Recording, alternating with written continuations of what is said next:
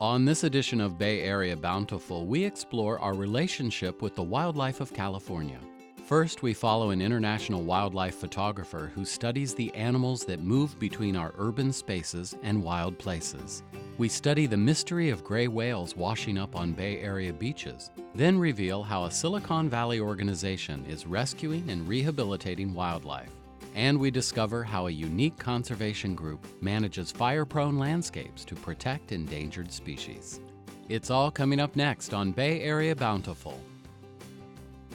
Bay Area Bountiful is made possible in part by Rocky the free-range chicken and Rosie the original organic chicken. The Sonoma County Agricultural Preservation and Open Space District, Made Local Magazine, and Sonoma County Go Local. Support also provided by Pepperwood Preserve, and through the generous support of Sonoma Water. Cultivate, celebrate, connect. There are some adaptable animals that survive in unlikely urban spaces. We follow a wildlife photographer who explores the lives of these clever neighbors in order to create awareness of these animals and their habitats.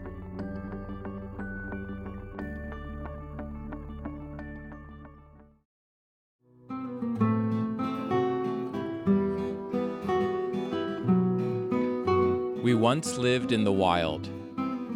Our very survival depended on an awareness of our surroundings, the plants and animals around us. Dutch wildlife photographer Jouko van der Krausen wants to reawaken this awareness by focusing his lens on the diverse wildlife that exists in and around big cities like San Francisco. Our brains are just filled with nonsense, radio jingles, lyrics to songs you don't like. You can quote all kinds of things that are just lodged in your brain and that just got in there without you trying. And that brain space or that process used to be when we lived in caves, or still is when you go into nature. It's bird songs, it's the shapes of leaves, it's the seasons, it's when things are in a certain spots, it's the plants you can eat and the plants you cannot eat. That's sort of what I'm doing when I'm out here. Recalibrating, I'm using my brain for what it was designed to do, and that really helps me with that process of being in a place and knowing exactly what's going on, so I can then filter out what's interesting and use that for taking good photographs. Jouko hopes that by capturing the natural beauty of wildlife around us, his photos will increase public interest in protecting these animals and their habitats. It can take hours, days, sometimes years to capture just the right shot of an animal. So this is how I spend a lot of my time, just sitting in a spot,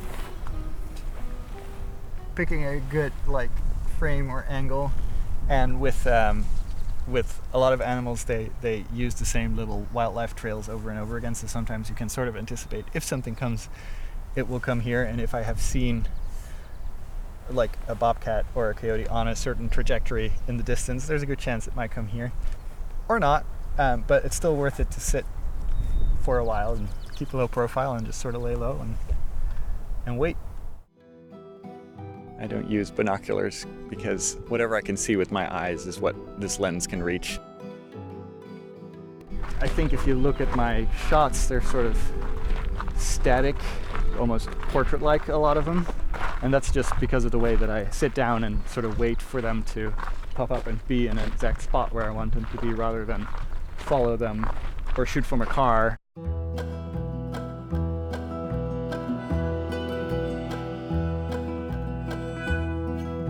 Jouko was born and raised in Amsterdam, Holland. He spent his first years living in the annex of the Walloon Church, where his parents worked. From a young age, Jouko was fascinated with wildlife.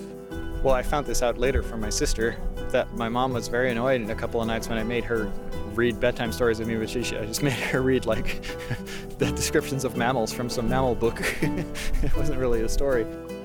He read every biology book he could find at the public library. These are some of the animal portraits Jouko painted during visits to the zoo. 14 years ago, Jouko moved to San Francisco. Coming from Holland, the Bay Area's diverse wildlife was exotic for Jouko.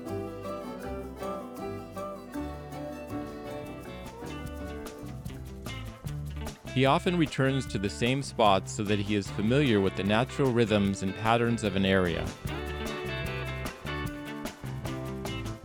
The Sutro Baths is one of those spots. In a national park, it's more spread out. And here in these tiny nature-y patches in the city, it's more concentrated. So I can, look one way and there's a patch of shorebirds, and then look the other way and you've got some herons and some hawks overhead, and then turn around and there might be some whales or dolphins.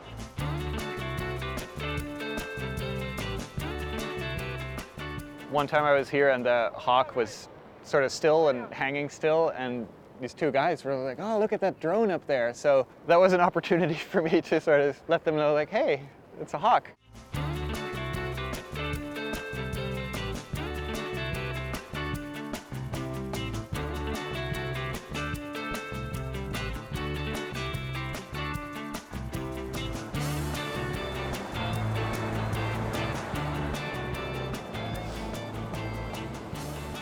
So what the cormorants do when they sit like that is they're drying their wings, because they spend a lot of time diving for fish. A river otter hadn't been sighted in this spot in half a century, but sometimes animals appear when Yauko least expects them. When I first saw the otter, later named Sutro Sam, I was here just doing what I'm doing now, looking for birds, shooting birds. I was ready to go home, so I was halfway up the hill already, and then I looked down and I saw this thing splashing. First time that he was here, I think I took the best shots of him because he was posing on the concrete in perfect sunset light. We were alone, there was no one else there. I got some really great shots of him that night.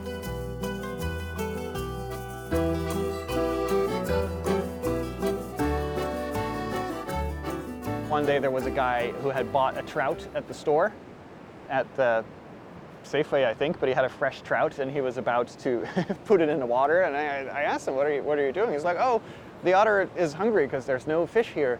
So I showed him some pictures that I had on my camera of the otter eating fish, right? He was like, "Oh no, there's plenty of fish here." I think he took the fish home and ate it himself, the trout that he bought.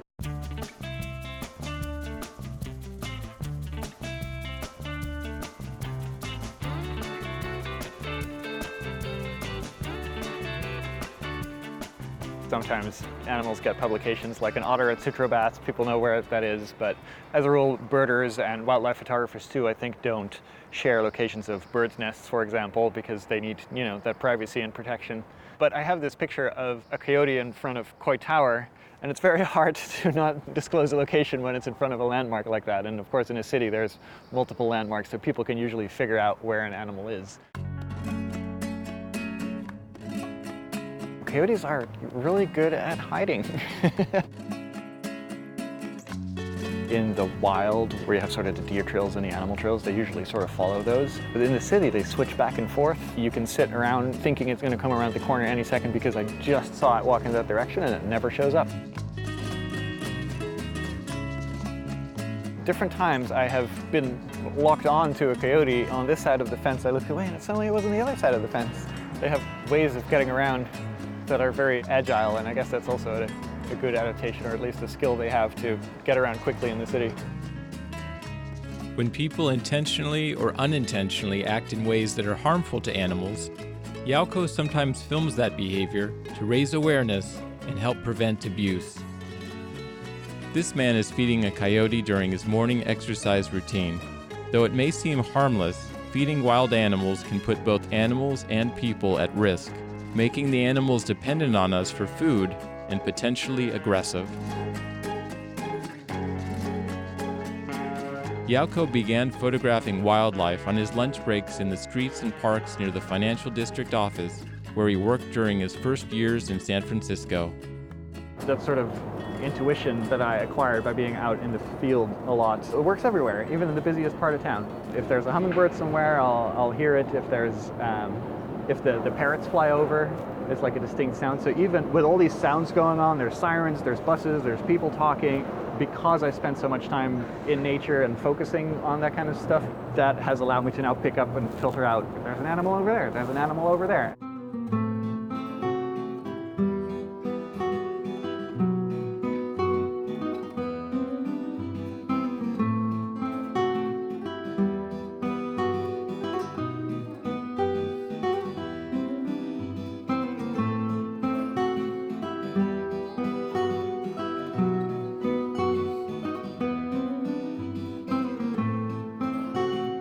I said before that it's very nice to go out still and not get the shot, but when you do get the shot, it makes it even better. As far as what I feel when I come across something like this, apart from just excitement, is total focus.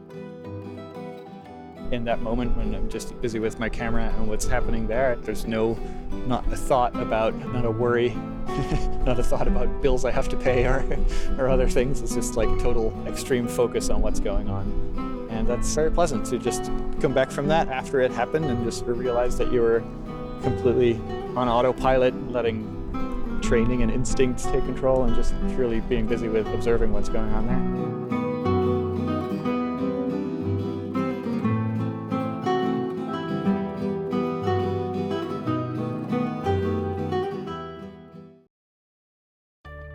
Every spring, gray whales migrate up the west coast, but this year more whales than usual have been sighted in the San Francisco Bay and found dead in the water and on area beaches. Scientists and conservationists are searching for answers in this age of climate change.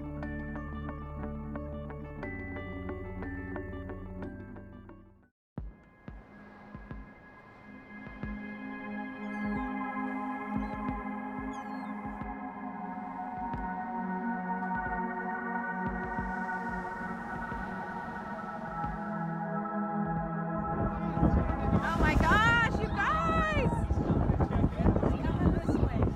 Oh my gosh, it is coming close, guys. Oh my gosh! Oh my gosh!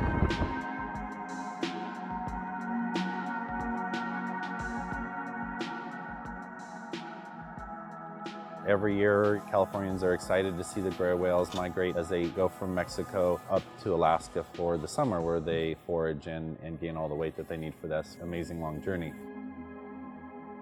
However, this year, an increased number of those animals ended up dying and washing up on our beaches right here around the Bay Area. We're seeing the impacts that drastic and rapid climate change, especially in the ocean, can have on a certain species like the gray whale. Something is changing in their environment. The ocean has a fever and it's sick.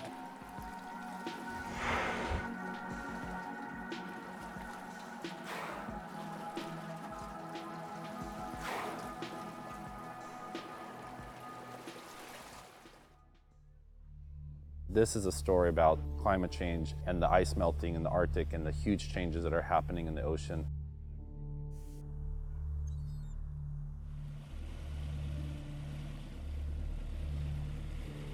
We have had multiple tours where we're going out like normal, searching for gray whales around the bay, looking out for the spouts of how we find them. And instead of finding live gray whales, we have actually found dead gray whales in the bay. All the guests get very excited at first because they think that we have found a whale. But then once we realize that this animal is unfortunately deceased, it turns the tide on the whole tour. The second gray whale that we did find on one of our tours that was deceased was very bloated and floating at the surface. I did manage to get a photo of this animal with lots of seabirds around it, kind of on its side. From the size of the animal that we saw, it was most likely a calf or a yearling, so it was very young. The majority of the animals that we have seen pass away this year have been younger gray whales, calves and yearlings that are just starting out their life and not finding enough food. We explained to the guests that there are multiple reasons why this animal could have passed away.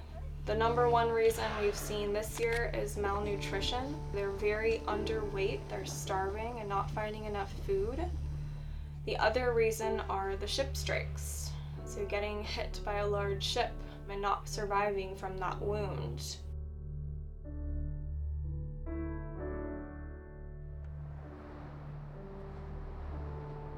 The animal that washed up on Ocean Beach is a very public beach right there in San Francisco. And that was unfortunately an adult whale that was malnourished but also had got struck by a ship. It takes time for them to lose weight, And so that was probably the primary reason why that animal was close to shore and was not feeling well, potentially couldn't get out of the way of a ship.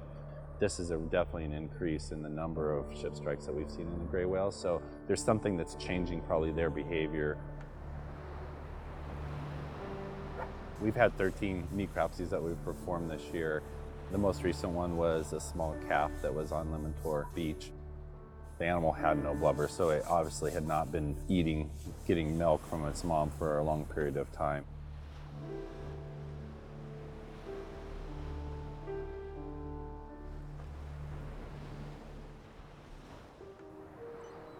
The San Francisco Bay is incredibly unique because it is an estuary. It's a place where we have the ocean and the freshwater rivers meeting and mixing. And this creates a very unique habitat to find these whales. This is one of the most productive spots on the entire planet. It experiences something called coastal upwelling, and that means that we get primary productivity with phytoplankton, which are tiny little ocean plants, zooplankton, which are little ocean animals that feed on them, all the way up to this scale of a blue whale. The gray whales are the only bottom-feeding whale in the entire planet, and what they'll do is each gray whale dives down to the ocean floor. They're usually fairly shallow waters, turn on their right side, take a huge gulp of mud and organisms, spit out the silt, and then swallow the good food. The marine mammals are the top consumers of the ocean, and there has to be a whole cascade that happens in the food web in order for them to thrive. Whenever these top predators or consumers are having a hard time finding enough food, they're an indicator to us that there's a problem. With the gray whales, these whales are malnourished, they're skinny, they didn't get enough food last summer when they were in Alaska, and they're basically starving to death. And for us, that is an alarm that, hey, what's happening that this species is not thriving? And we have to look to where they eat. Some of the hot spots for whales feeding in the Arctic are places at the edge of the ice. The plankton grow underneath the edge of the ice shelf. If the ice has retreated, the whales have further to go, or they may have shifted and they're feeding on something else, which may have less calories, may not have exactly the right nutrients. Their hunger has driven them into an area that is no longer safe to be. The gray whales that would be migrating north during the springtime have suddenly taken a detour, and instead of going through our sanctuary waters, which are relatively safe, they're now detouring into San Francisco Bay, and unfortunately that is bringing them into a collision course with the many ships that are also using these very same waters, all of whom are squeezing through an incredibly small area when they go through the Golden Gate Straits. One of the programs and collaborations that we should be really proud of is the effort to reduce the number of whales hit by ships. We know from collecting data on whales that have been hit by ships that if a ship is going less than 10 knots, whales rarely get killed. We think what's happening is the whales have time to hear the ship and get out of the way. We crafted this program with the marine sanctuaries and with other agencies in the shipping community to slow down very large ships, 300 gross tons or larger, when they're in these specific shipping channels. So instead of going at 15 to 20 knots, they're going down to 10 knots. It's voluntary, there was no legislation passed, but it just has really reduced the number of whales being hit by ships.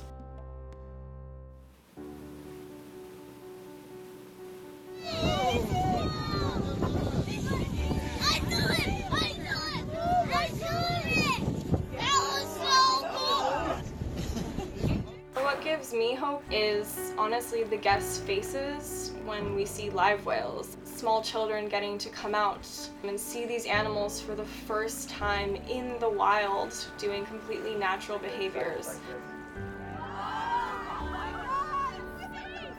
Really puts that momentum behind people to want to protect these animals, not just for us, but for those future generations.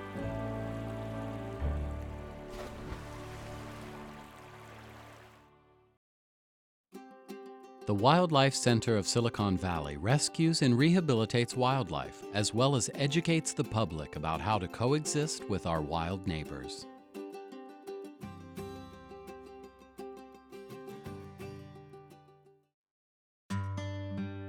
The Wildlife Center of Silicon Valley is a nonprofit wildlife hospital and the only organization in Santa Clara County to accept all species of native wildlife.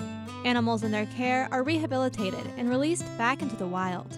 Especially during our busy season, we see a lot of animals. An average day can be 30 to 35 animal intakes.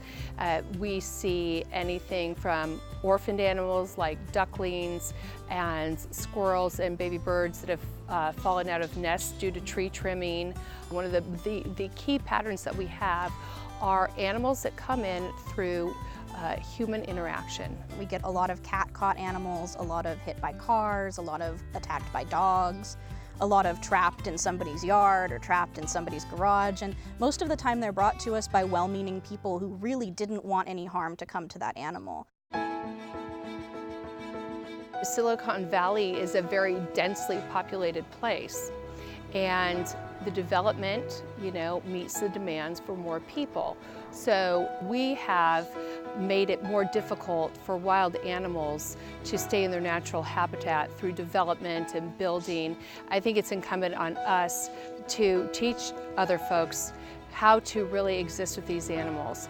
The center offers unique internship and volunteer opportunities to work hands-on with animals in need of treatment. They're not just reading out of a book. I mean, the best experience you can gain is doing it yourself. Yeah.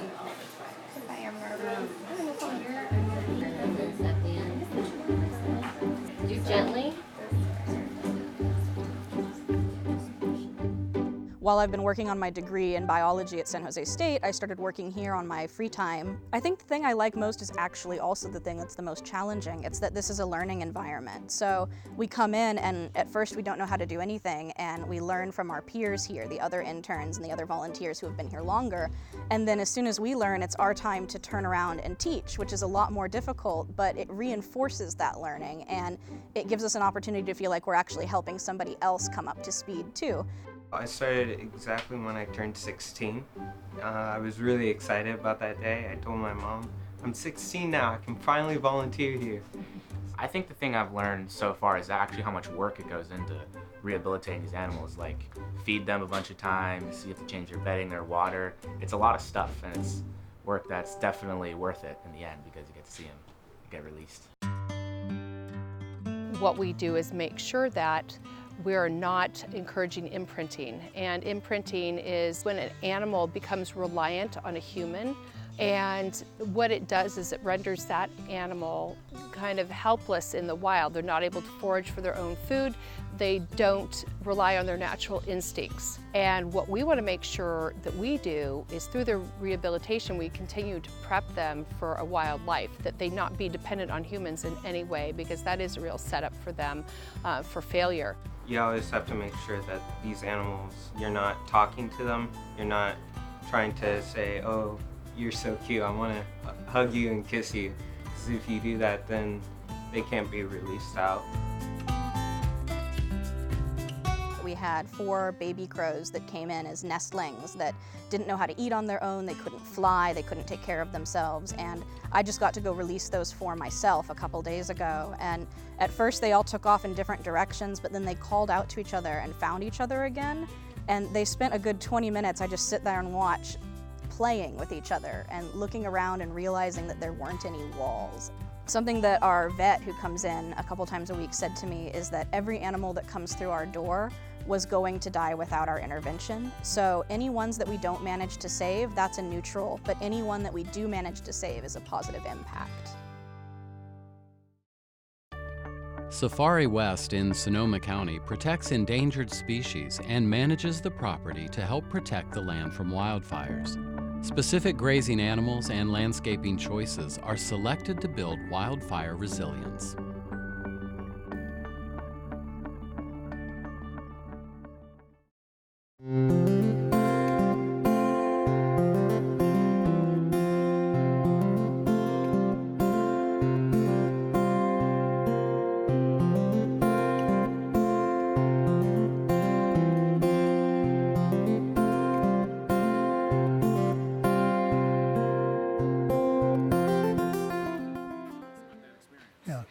Just about 2 years ago, we had a major fire in Sonoma County. It was on the evening of October the 8th. And came down here after we left our home ranch, which is about a mile up the road, which was engulfed in flames by that time. And came down here to make sure all was well here, and it wasn't, but we were checking out our guests. And as soon as they were gone, and the sheriffs and the fire department evacuated all of our staff, and I chose to stay here and fight the fire and do the best I could to preserve what we had built and preserve the animals and the wildlife that we had here. A lot of people have asked how the animals reacted during the course of this fire. And it was actually amazing. They seemed to seek out the more open areas and observe what was going on. There was no panic. There was no trying to crash through the fences to make an escape. Some of the animals that were more in peril, the cheetahs and the hyenas and things of that nature, they just were very reclusive and stayed back while I was able to put out the fire that was going on in their enclosures. Animals are very instinctual. They'll move out of the way of incoming fire, and then as the fire turns, they'll go back to where the fire's already burned, which is actually a safe zone. And that, not just for us, that happened at many different farms up and down the valley. We have a Pepperwood Reserve that has over 100 head of cattle up there as an example. Cattle moved out of the burn area and then moved back into where it already burned as the fire continued to burn around them. And not one animal was lost up there, and not one of our animals was lost here. We were very fortunate.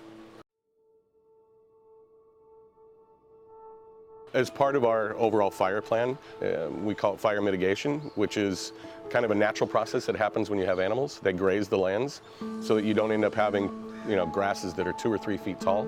It's actually eaten all the way down to the ground. When you're out on tour today, you'll see where that's already happening. The animals graze down, which keeps fire from spreading.